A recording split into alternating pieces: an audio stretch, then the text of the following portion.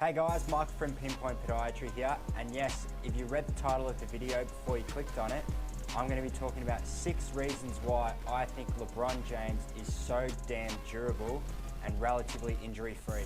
So before we get into those 6 reasons and why LeBron is in such top shape, I think it's important to appreciate just how much LeBron is played and how little he's been plagued by injuries. LeBron James has played 14 seasons in the NBA, and for the last 8 seasons in a row, he has made the finals. Over the years, LeBron has led the league in minutes at various times in his career.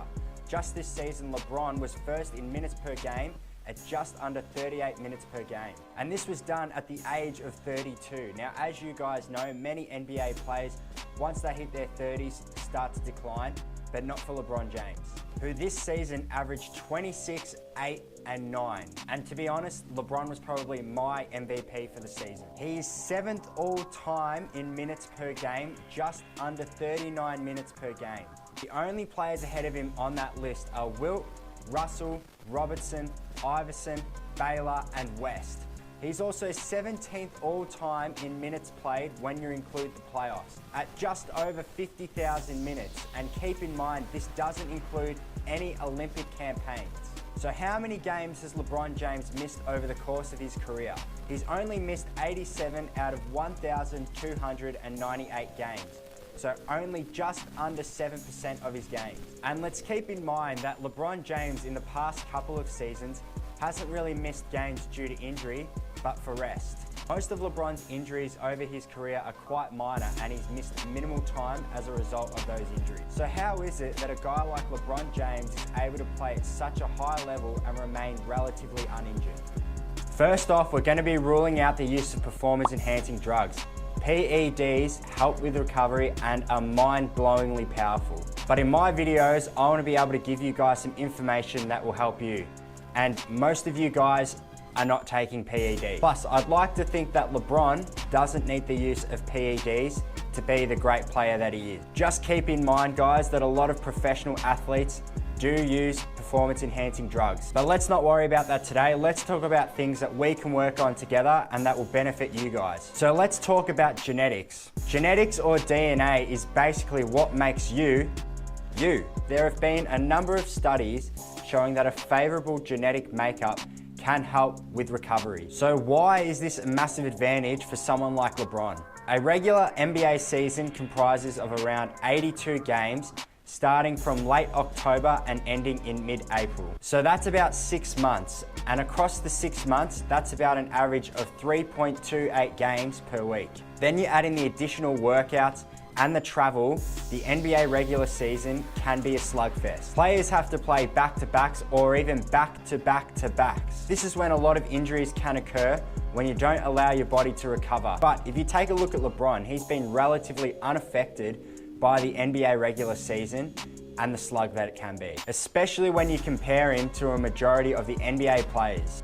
This leads me to my next reason. As LeBron has gotten older, he's taken games off to allow his body to rest. Now, I know there are people out there who have an issue with players taking games off for rest, but myself, I don't have an issue with it at all. The research and evidence speaks for itself.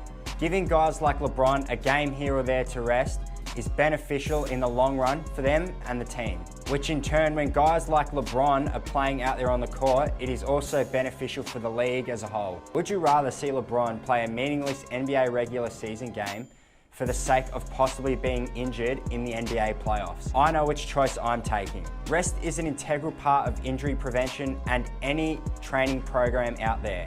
You can't train 7 days a week at 110%. You're asking for trouble. Train smarter, not harder. That doesn't mean not train at all or don't work hard. It simply means program a lighter session in your training so that you guys allow your body to rest while still getting the benefits of that training session.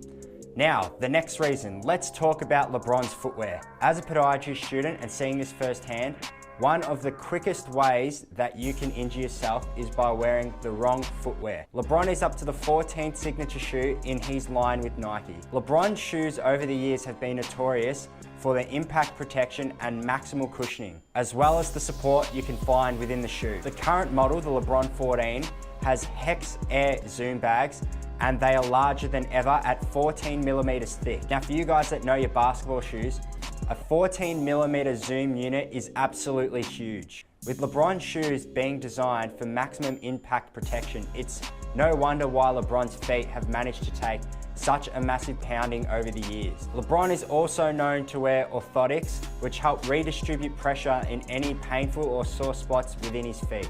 But good footwear and orthoses aren't the be-all and end-all, only a small part of what makes LeBron such a great athlete, and why he's managed to remain relatively injury-free over his long career. And we're now on to the next reason.